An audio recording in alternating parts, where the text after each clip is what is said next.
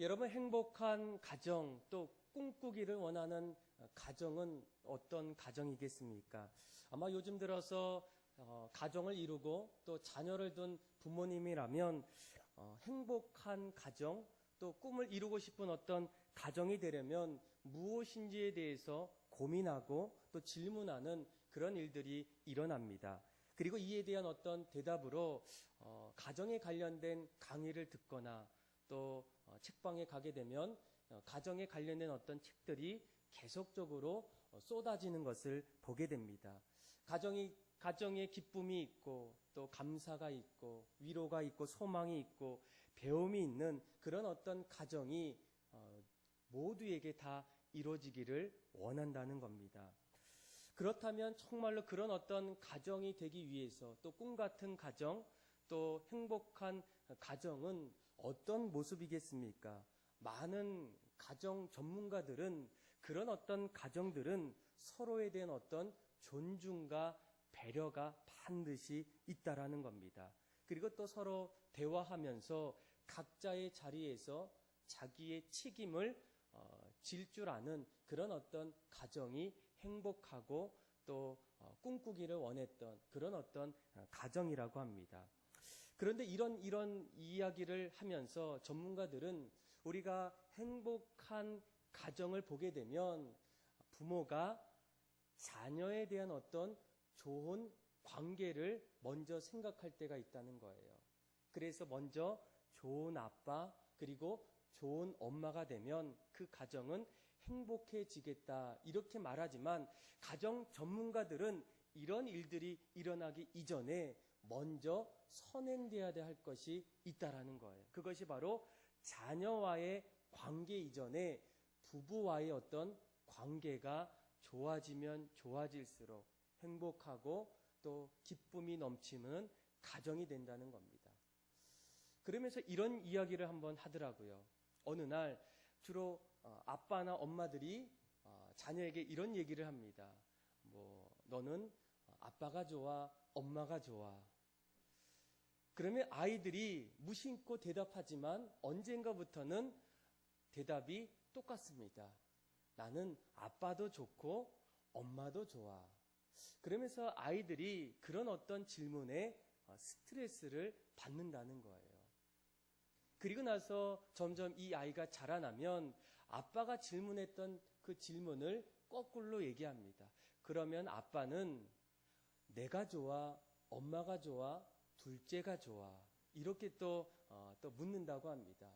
그런데 가장 행복하고 꿈꾸는 가정은 이런 대답을 할 수밖에 없다는 거예요. 나는 가장 먼저 엄마가 좋고 나는 가장 먼저 아빠가 좋고 그리고 나서 너희들 모두를 좋아한다는 거예요.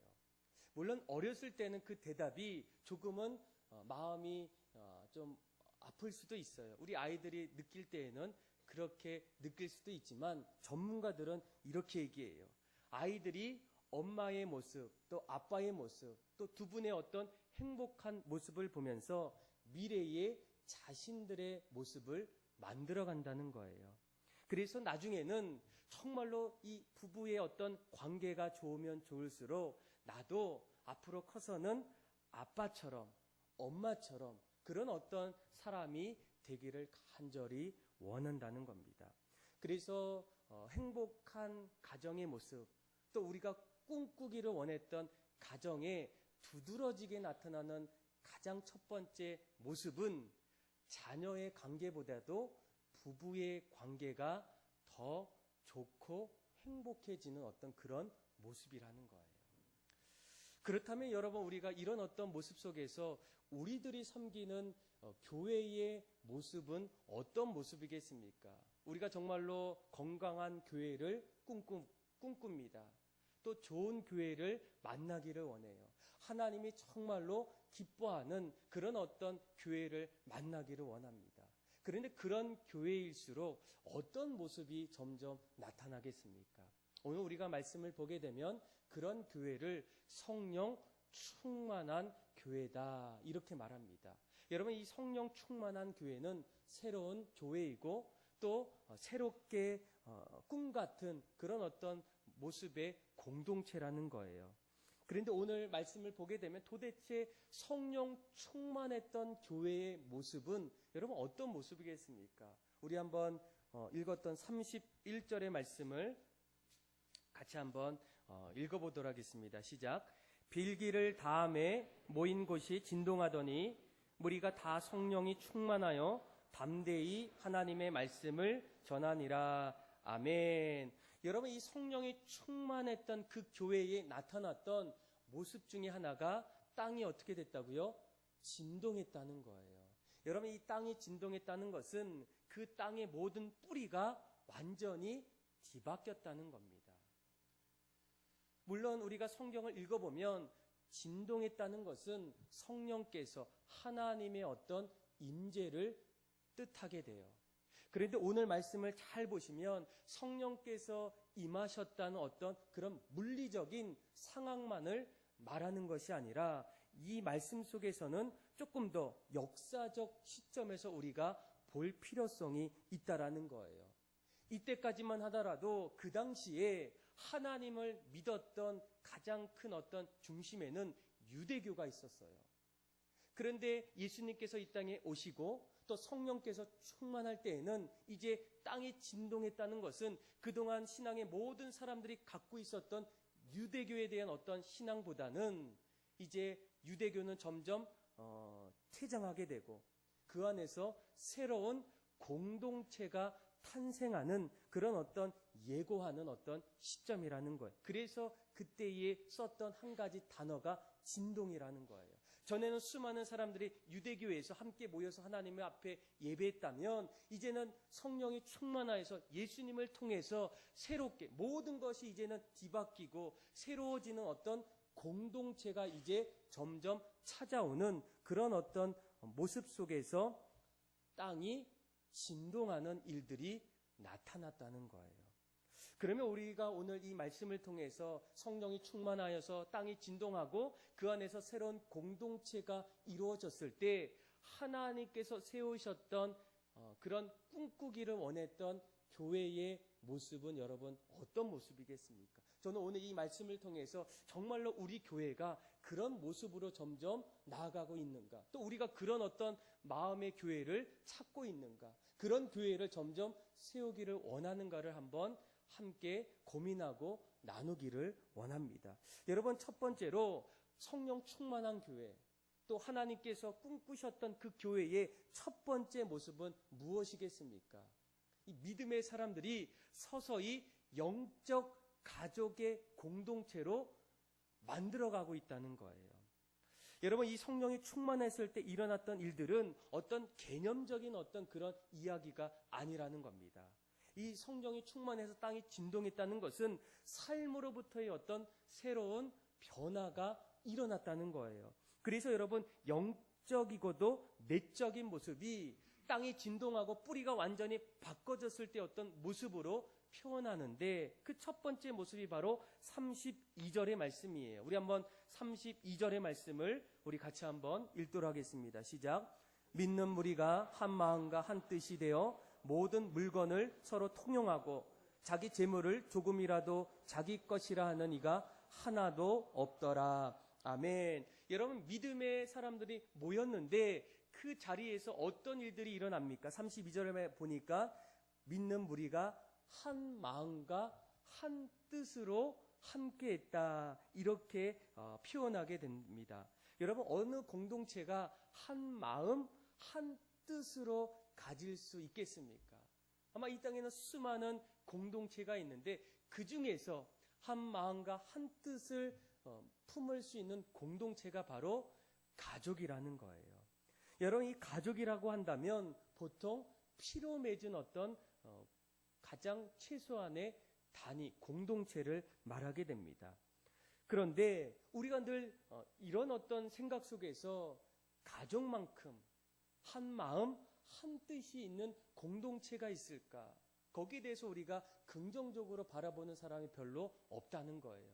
그만큼 가족만큼 피로 맺어서 한 마음, 한 뜻이 있는 공동체가 가족이라는 겁니다.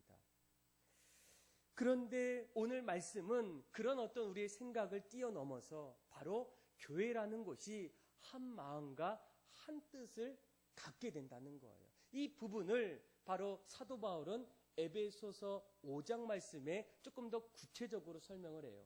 여러분, 우리가 에베소서 5장 말씀을 보게 되면 가족 간의 어떤 그런 관계를 말하게 돼요. 그러니까 부모와 자녀가 부모를 떠나서 한 가정을 이뤘던 어떤 그런 이야기를 들려줍니다. 우리 한번 에베소서 5장 28절에서 우리 31절인데 한번 같이 한번 확인해 보도록 하겠습니다. 읽겠습니다. 시작. 자신과 같이 할지니 자기 아내를 사랑하는 자는 자기를 사랑하는 것이라. 누구든지 언제나 자기 육체를 미워하지 않고 오직 양육하여 보호하기를 그리스도께서 교회에게 함과 같이 하니니 우리는 그 몸의 지체임이라. 그러므로 사람이 부모를 떠나 그의 아내와 합하여 그 둘이 한 육체가 될지니. 아멘. 방금 읽었던 말씀은 가족에 관련된 어떤 이야기예요. 이것만큼 우리가 끊을 수 없는 그런 어떤 관계라는 겁니다. 그런데 여러분, 우리가 잘 이 가족의 관계를 보시면 부모와 자녀의 관계가 몇 촌입니까? 어려운 질문이에요. 1촌이에요. 1촌인데 이 1촌이라는 것은 더 이상 뗄래야 뗄 수 없는 그런 어떤 관계라는 거예요. 피로 맺어진 어떤 특별한 관계라는 겁니다. 그런데 성경을 우리가 아까 전에 읽어보니까 이런 1촌이 되었던 자녀들이 부모를 어떻게 합니까? 떠나게 돼요. 떠나서 새로운 남자나 아니면 새로운 여인을 만나게 됩니다. 그래서 아내와 합하여 그 둘이 하나가 된다는 거예요. 그래서 여기 계신 부모님들이 조금은 섭섭할 수도 있어도 아마 이제 이미 벌써 시어머니가 되신 분도 있고 이제 먼 훗날에 내가 시어머니가 될 분이 있어요. 그런데 그런 가운데에 아들이 장가를 갑니다. 그러면 장가 가면 어떻게 되겠습니까? 예전처럼 이 아들이 부모님을 늘 사랑하고 늘 공경했던 그런 모습이 점점 더 충만합니까? 아니면 아들이 자기 아내와 더 가까워집니까? 한번 대답해 보세요. 어떻습니까? 아내와 가까워지는 것이 정상이라는 거예요. 그래서 이 에베소서 5장의 말씀은 우리가 피로 맺어진 가족이었는데 전혀 관련되지 않았던 그런 한 여인을 만나고 오히려 더 가족의 모습으로 변해가는 이야기를 하면서 이 사도 바울이 이것을 강조하기보다는 에베소서 5장 32절에 바로 성도와 교회의 관계가 이런 모습이라는 거예요. 우리 한번 32절의 말씀을 우리 같이 한번 화면을 보고 같이 한번 읽겠습니다. 시작. 이 비밀이 크도다. 나는 그리스도와 교회에 대하여 말하노라. 아멘. 그러니까 사도 바울은 이 부부 관계가 어떠한지만을 얘기하기보다도 이 부부 관계를 통해서 교회와 그리고 교회를 이루는 믿음의 성도와의 어떤 관계가 이런 모습으로 달라진다는 거예요. 우리가 예수님을 나의 구주로 믿고 난 이후에 하나님은 우리의 영적인 아버지가 된다는 거예요. 그리고 우리는 그분의 어떤 영적인 아들과 딸이 된다는 거예요. 그러면 우리 모두는 옆에 있는 모든 믿음의 성도는 누구라고 말할 수 있습니까? 우리의 영적인 가족이 된다는 거예요. 그래서 이 초대 교회에는 하나님을 온전히 믿고 예수님을 온전히 나의 구주로 고백했던 모든 사람들의 한 가지 두드러진 특징이 이곳에 있는 모든 사람이 나의 영적인 가족이 된다는 거예요. 그래서 예수님께서도 뭐라고 얘기합니까? 누구든지 하나님의 뜻대로 하는 사람이 나의 형제요, 자매요, 모친이라는 거예요.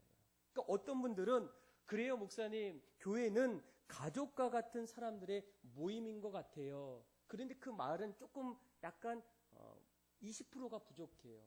우리가 이곳에 모였을 때 하나님 안에서 모인다고 한다면 우리는 이곳에 가족 같은 모임이 아니라 바로 가족들의 모임이 바로 교회의 모임이라는 겁니다. 그래서 옆에 있는 분들을 잘 보셔야 돼요.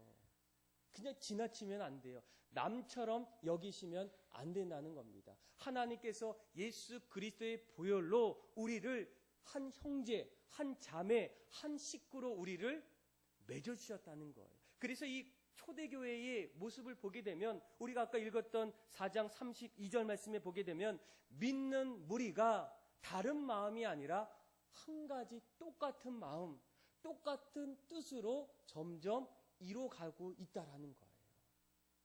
그것이 우리에게 건강한 교회, 또 하나님이 꿈꿨던 교회가 이룰 수 있는, 보여지는 그런 어떤 모습이라는 겁니다.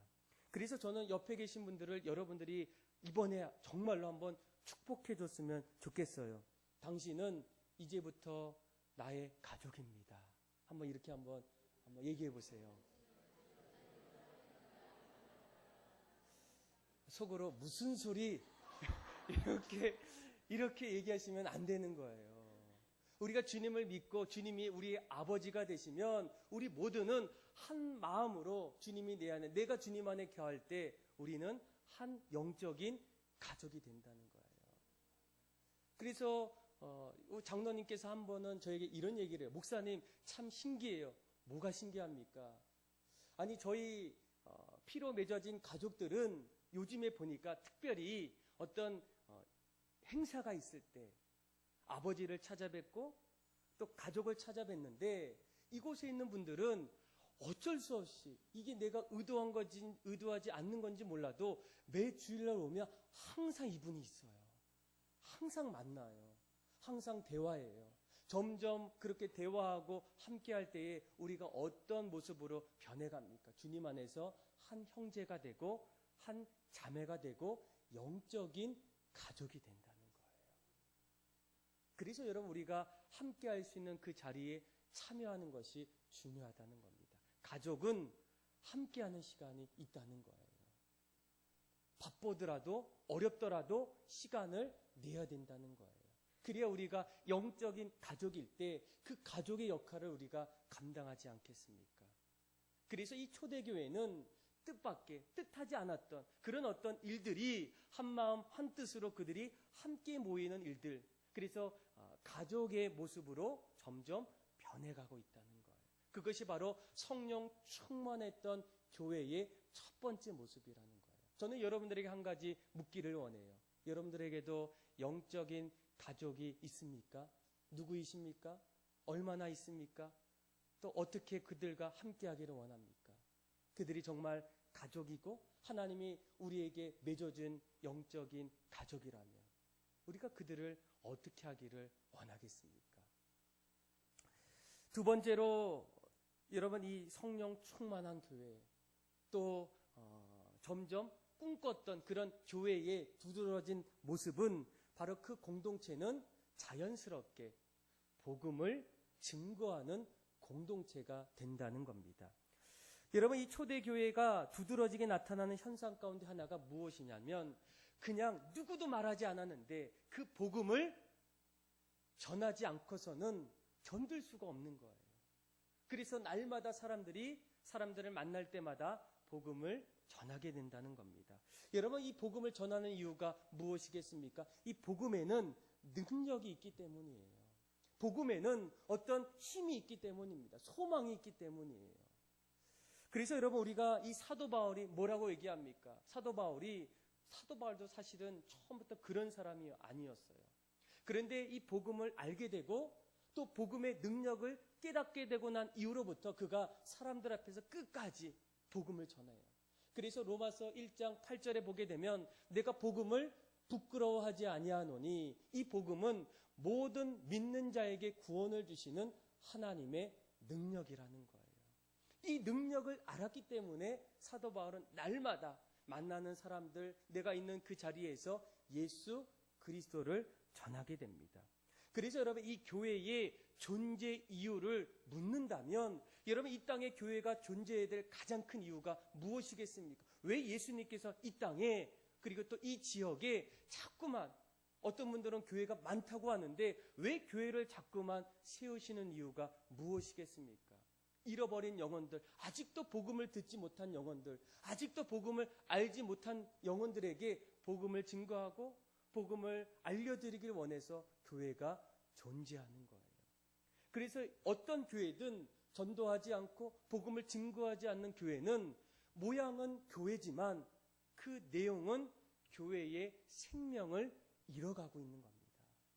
저는 여러분들에게 한번 묻고 싶어요. 내가 정말로 복음의 산 증인인가? 복음 때문에 내가 살아있고 복음 때문에 내가 소망이 있고 복음으로 인해서 내가 사람들에게 증거하고 있는가? 기쁨이 있는가? 그것을 우리가 스스로 묻기를 원한다는 겁니다. 여러분, 왜 우리가 복음을 증거하는 일을 해야 되는데 왜 그렇지 못하는 이유가 무엇이겠습니까? 다른 어떤 이유가 아니라 한 가지예요. 우리가 복음에 확신이 없기 때문이에요. 여러분, 사도행전 오늘 우리가 읽었던 말씀을 보게 되면 베드로가 오늘 우리가 31절에 뭐라고 사도 바울이 얘기합니까? 성령이 충만하니까 담대히 무엇을 얘기해? 하나님의 말씀을 전하게 돼요. 그리고 4장 12절에도 마찬가지예요. 4장 12절 말씀에 보게 되면 4장 13절에 보게 되면 그들이 베드로와 요한이 담대하게 말함을 보고, 그러니까 이 베드로가 사람들 앞에서 담대히 복음을 전하게 됩니다. 그런데 우리가 사실 베드로가 요한이 어떤 사람인지를 알고 있었다라면 정말로 이것이 가능한 일일까라는 어떤 의문이 들 때가 있어요. 여러분, 이 베드로와 요한이 어떤 사람이겠습니까? 예수님 앞에서 예수님을 떠났던 사람이에요. 그리고 예수님과 함께 있을 때 이 요한은 오히려 예수님의 어떤 뜻과 어떤 마음보다도 그 앞에서 사람들이 너무나 점점 몰리다 보니까 그 앞에서 어떤 한 자리를 차지하고 싶은 어떤 욕심에서 그 자리에 예수님을 따라다니게 됩니다. 그래서 그들이 정말로 복음을 증거하기보다는 점점 예수님의 어떤 모습들이 멀어져 갈 때 그들은 등을 지고 점점 떠나가는 일들이 일어나게 돼요. 그런데 오늘 말씀은 좀 다르지 않습니까? 그런 베드로와 요한이 4장 13절에도 그렇고 그리고 4장 오늘 우리가 읽었던 31절에도 담대히 하나님의 말씀을 전했다는 거예요.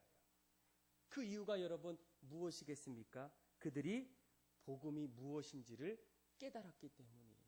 예수님이 어떤 분인지를 알았기 때문입니다. 그 전에는 몰랐던 예수님이 우리를 위해서 십자가에 죽으시고 3일 만에 부활하셔서 나를 위해서 이 땅에 오셨던 그 놀라운 사실을 보게 됐을 때 그들은 더욱더 믿어지게 되는 거예요. 복음에 대한 어떤 확신이 그들 마음에 드는 거예요. 그래서 오늘 우리가 읽었던 말씀은 그들이 산헤드림 공의회에서 전하게 돼요. 이 산헤드림 공의회는 그 당시에 가장 권력을 잡고 있었던 아주 쟁쟁한 사람들 앞에서 배우지 못했던 베드로와 요한이 무엇을 하게 돼요? 담대히 하나님의 말씀을 전하고 있다는 거예요. 그래서 여러분, 이 우리가 꿈꾸는 교회, 또 하나님이 원하시는 교회는 성령 충만한 교회예요. 그런데 그 성령 충만한 교회에는 어떤 모습이 일어나겠습니까? 땅끝까지 정말로 복음을 증거하기를 원한다는 거예요. 복음의 능력을 알고 복음의 기쁨을 맛보고 복음의 어떤 가장 중요한 것을 그들이 깨달았을 때 그들은 말하지 않고서는 도저히 살 수가 없었습니다. 그래서 그들의 어떤 행적을 돌아보면 땅끝까지 매 순간순간마다 그들은 기쁨으로 열정으로 전심으로 복음을 증거하고 있다는 거예요. 그것이 바로 우리가 꿈꾸기를 원했던 교회의 모습이라는 거예요. 내가 건강한 교회를 찾기보다도 내가 정말로 건강한 교회의 모습은 내가 바로 어디서든 정말로 주님 앞에서 복음의 확신을 가지고 내가 증거하고 그렇게 살아갈 수 있는 어떤 그 모습으로 살고 있는가가 여러분 더 중요하지 않겠습니까? 그것이 바로 우리가 스스로 물어야 될 질문이라는 겁니다. 그런데 어떤 분들은 내가 그래요. 정말로 내가 복음을 깨달아서 그렇게 살기를 싶은데 사실은 그게 잘 안 될 때가 있어요. 그렇게 말하는 분들이 점점 많아지고 있어요. 그런데 그것이 정상적인 대답이라는 거예요. 여러분, 우리가 기독교와 그리고 다른 종교의 여러분 차이가 무엇이겠습니까? 여러분, 이 타 종교는 인간의 어떤 노력을 통해서 자기의 어떤 열심을 통해서 무언가를 얻기를 원한다는 거예요. 그런데 기독교는 다르다는 겁니다. 기독교는 우리가 누구를 찾아서 가는 것보다는 하나님이 나에게 찾아오셔야 돼요. 성령이 우리 안에 임재하셔야지만 우리가 깨달을 수 있다라는 겁니다. 오늘 우리가 읽었던 본문도 마찬가지예요. 베드로가 어떻게 달라졌을까? 요한이 어떻게 담대한 복음 증거자가 될 수 있었을까? 오순절 마가의 다락방에서 그들에게 성령이 임했을 때에 그들은 도저히 그들의 마음을 주체할 수가 없는 거예요. 성령께서 그들을 이끄시고 인도하시니까 그들은 말할 수밖에 없었고 전할 수밖에 없었고 믿음의 사람들로 살 수밖에 없었다는 거예요. 오늘 우리가 읽었던 말씀도 마찬가지 아닙니까? 31절에 뭐라고 얘기해요? 그들이 성령이 충만하니까 담대히 무엇을 전합니까? 하나님의 말씀을 전한다는 거예요. 그래서 여러분, 우리가 날마다 이런 삶을 살기 위해서는 성령님을 사모해야 된다는 거예요. 하나님의 은혜를 구해야 된다는 거예요. 아니, 저분이 집사님이고 저분이 장로님인데 왜 그러실까? 그럴 수 있어요. 성령이 충만하지 않으면, 주님이 내 삶을 이끌어 주시지 않으면 이제는 내 생각으로 그렇게 살아갈 때가 너무나 많다는 거예요. 이해할 수 있다는 거예요. 그런데 내가 성령 충만하게 되면 이제는 내가 새 사람 되고 주님이 나를 이끌음을 통해서 내가 베드로처럼 요한처럼 하나님의 말씀을 담대히, 그것도 아주 담대히 전할 수 있다라는 거예요. 그래서 여러분, 우리가 날마다 기도할 때에 여러 기도의 제목도 있지만 가장 먼저 하나님, 우리에게 은혜를 내려주십시오. 나도 날마다 성령 충만하기를 원해요. 예배일 때만 아니라 매 순간순간마다 내가 걷는 그 자리에 성령께서 나를 인도하심을 통해서 이제는 내가 말하는 것이 아니라 하나님께서 말씀하시고, 이제는 내가 보는 것이 아니라 하나님의 눈으로 그 길을 보여주셔서 날마다 믿음의 길, 그리고 사도 바울같이 베드로처럼 그 길을 걸어갈 때 그 모습이 바로 복음 증거자의 모습이라는 겁니다. 사랑하는 성도 여러분, 여러분들은 어떻습니까? 정말로 내가 이런 교회를 원해요. 건강한 교회, 성령 충만한 교회가 되기를 원해요. 그런데 그런 교회는 내가 정말로 성령 충만한 사람이 될 때 가능하다는 겁니다. 여러분, 하나님이 꿈꿨던 교회, 성령 충만했던 교회는 자연스럽게 나타나는 첫 번째가 영적 가족의 모임이 시작돼요. 그래서 여러분, 우리가 다른 어떤 사람들처럼 패하기를 원하는 그런 어떤 모임이 아니라 모이기에 힘써야 돼요. 여러분, 우리 가족도 마찬가지 아닙니까? 모여야지만 한 번 더 보고 함께 해야지만 서로의 마음을 나눌 수 있지 않습니까? 우리도 하나님이 그리스도의 피로 우리를 맺어주셨는데 우리가 이제는 모여야 돼요. 함께 시간을 나눠야 돼요. 그래야 우리가 영적 가족 공동체가 될 수 있다라는 거예요. 그리고 두 번째는 복음을 담대히 증거하는 공동체라는 겁니다. 그러면 세 번째로 우리가 꿈꿨던 공동체, 그리고 초대교회의 모습은 여러분 어떤 모습이겠습니까? 바로 사랑이 넘치는 공동체라는 거예요.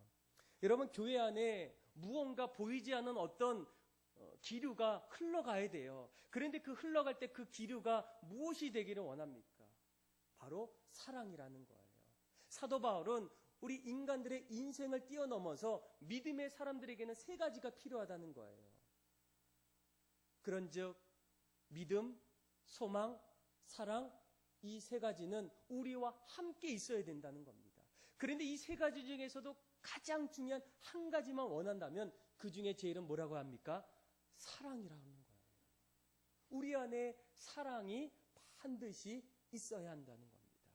여러분, 우리가 날마다 이 초대교회로 돌아갑시다. 초대교회를 많이 얘기할 때에 이 초대교회의 교부였던, 지도자였던 이 터툴리안이 있어요. 그런데 그 터툴리안이 썼던 글을 보게 되면 이 글 속에서 이 초대교회의 성도들이 믿지 않았던 사람들을 볼 때마다 이렇게 인사를 했다고 해요. 여러분들은 주로 믿지 않는 사람들에게 요즘 뭐라고 인사합니까? 그런데 이 초대교회 사람들은 그들 앞에서 이렇게 얘기합니다. 당신들은 그리스도인들처럼 사랑하는 사람들을 본 적이 있습니까? 나를 통해서 정말 사랑을 본 적이 있습니까? 이런 어떤 인사를 했다는 거예요.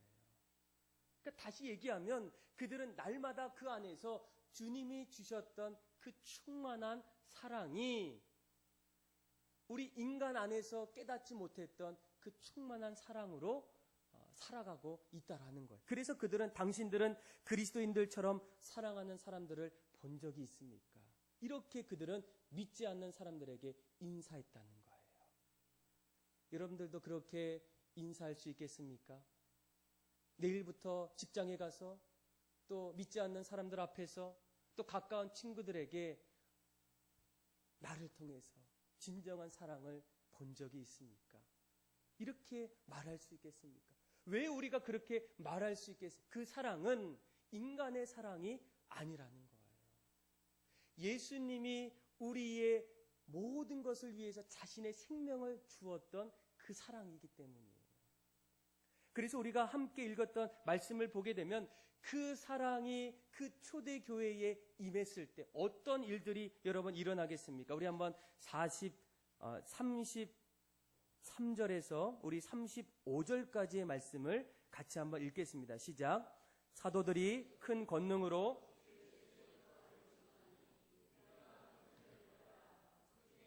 사람이 없으니 이는 바깥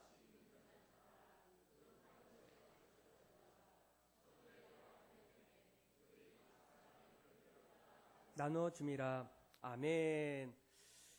여러분, 이 사랑이 충만하니까 이 사랑의 한 가지 어떤 모습은 나눔이에요. 우리가 늘 자녀들을 보게 되면 왜 부모님들은 자녀들에게 소위 뭐 퍼준다 이렇게 퍼주겠습니까? 사랑하기 때문이에요. 그러니까 사랑은 나눔이고 함께하는 겁니다. 그런데 오늘 본문에는 하나님이 우리에게 충만한 사랑을 부어주셨을 때 여러분 어떤 일들이 일어나요? 가난한 사람이 있을 때 가난한 사람을 도와줬다는 거예요. 또 부족한 사람이 있다면 부족함을 채워줬다는 거예요. 힘든 사람이 있다면 그 사람을 위로했다는 겁니다. 또 괴로운 사람이 있다면 그 사람의 눈물을 닦아주고 손을 잡아주는 일들이 일어났어요. 아마 이런 일들이 우리 공동체 안에서도 일어나고 있어요. 그런데 중요한 것은 한 가지 궁금한 것은 참 34절 후반절에 보게 되면 너무나 사람들이 어렵다 보니까 어떤 일이 일어나요? 집 있는 자는 팔아서 그 판 것을 값을 가져다가 도움을 주기를 원했다는 거예요. 여러분 우리가 오늘날의 이 자본주의 사회에서 가장 어려운 것이 물질 아닙니까? 그런데 그때에도 마찬가지였어요. 그런데 그때에는 자신들의 어려운 처지를 볼 때마다 사람들이 어떤 집을 팔아서 또 자신의 쓰고 싶은 어떤 돈을 가지고 오히려 그 사람을 도와주는 일들이 비일비재했다는 거예요. 어떻게 그런 일들이 일어나겠습니까? 오늘날 이 말씀을 우리에게 적용한다면 우리는 좀 사실은 어려울 수가 있어요. 그런데 이것이 가능하게 만들었던 가장 큰 이유가 무엇이겠습니까? 바로 32절에 그 비밀이 있어요. 그들이 그렇게 할 수밖에 없었던 이유가 32절 후반절에 있어요. 우리 한번 같이 한번 읽어보겠습니다. 시작. 믿는 무리가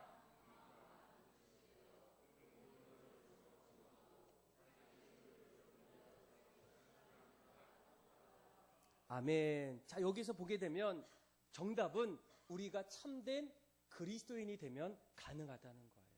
32절 후반절에 보게 되면 예수님을 나의 구주로 만나고 십자가 앞에서 내가 주님과 함께 죽고 주님이 부활하실 때 나도 함께 부활하심을 통해서 이제는 내가 산 것이 아니요 내 안에 그리스도께서 사시면서 내 안의 삶의 주인이 주님이라면 그것이 가능하다는 거예요.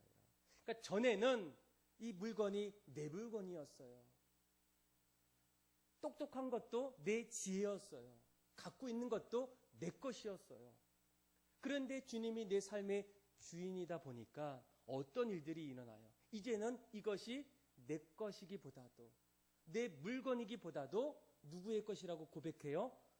주님의 것이라고 고백한다는 거예요. 그러니까 초대교회는 이런 일들이, 이런 성도들이 점점 나타나기 시작한 거예요.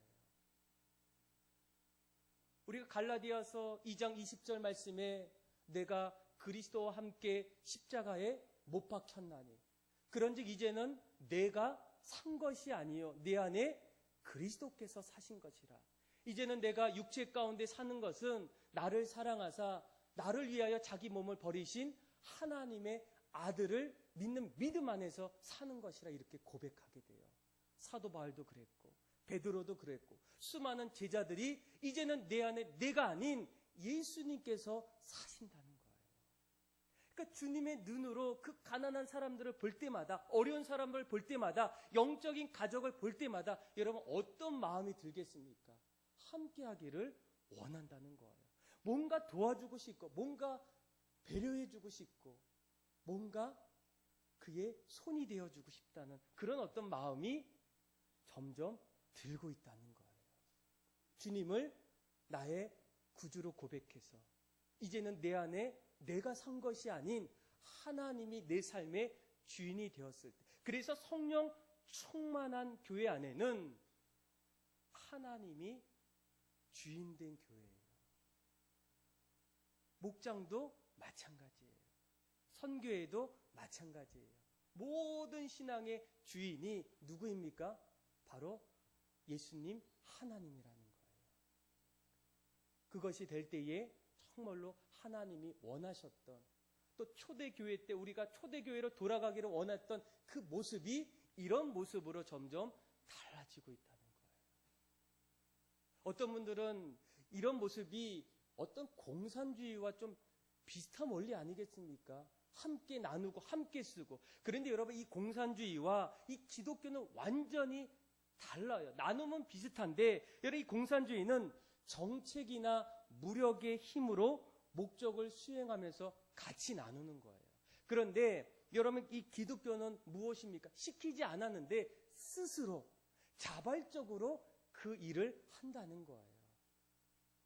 은혜를 받으니까 성령이 내 안에 충만하니까 내가 말하지 않았는데 내가 시키지 않았는데 내가 도와달라고 그렇게 안 했는데 스스로 자발적으로 사랑이 충만하니까 그 사랑이 어떤 사랑이겠습니까? 주님이 나에게 주셨던 극진한 사랑이에요. 영원한 사랑이에요. 비교할 수 없는 엄청난 사랑이에요. 그 사랑 때문에 그 일이 가능하다는 거예요.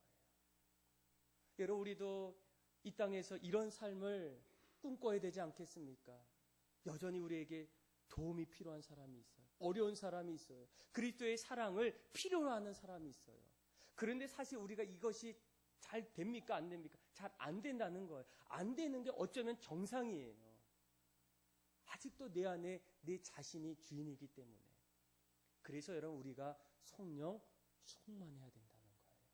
주님이 내 안에 찾아오셔야 된다는 거예요.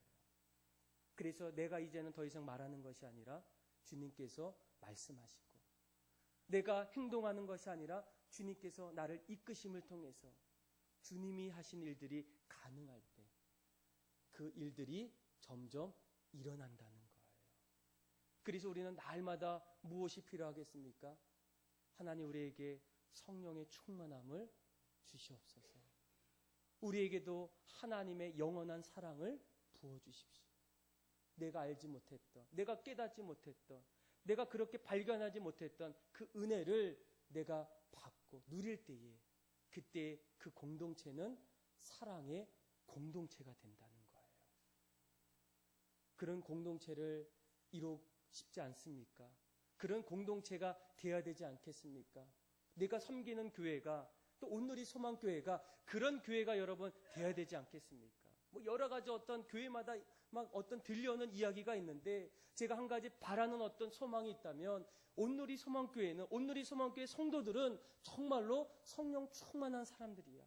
그래서 각자의 일터에서 자리에서 가정에서 날마다 함께하고 도와주고 사랑을 나누고 복음을 증거해서 하나님 앞에 기쁨이 되고 하나님 앞에 영광 돌리는 그런 여러분들, 또 그런 성도님들이 다 되기를 주님의 이름으로 축복합니다.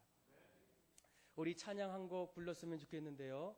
우리 함께 기도해, 우리 같이 찬양하면서 하나님 우리에게도 늘 성령 충만해서 또 사랑하고 또 실천하고 또 나누고 또 그렇게 살 수 있도록 해달라고 우리 같이 한번 찬양하고 같이 한번 기도하겠습니다.